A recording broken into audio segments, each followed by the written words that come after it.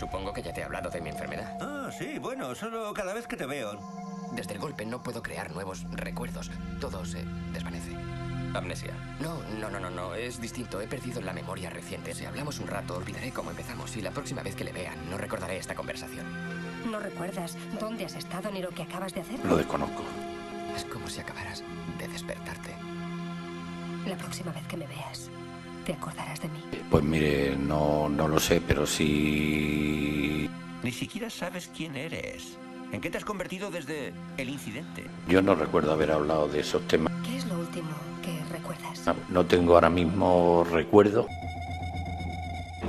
Cuando encuentres a ese individuo, ¿qué harás? No sé cuál es el primer criterio, pero no sé, sí. Insisto que yo no sé.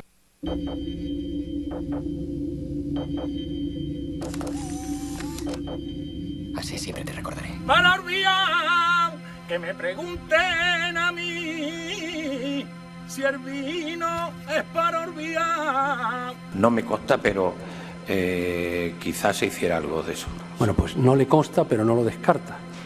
Esa es la respuesta. Me parece bien.